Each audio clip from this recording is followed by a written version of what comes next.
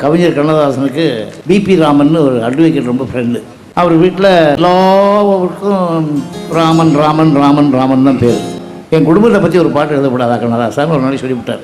So அதில் அந்த குடும்பத்தில் வந்து எல்லாருக்கும் ஜானகி ராமன், ராதாராமன், ஜெயராமன், சீதாராமன் இப்படி எல்லா ராமனையும் வச்சு ஒரு பாட்டு என் குடும்பத்துக்காக எழுதினார்.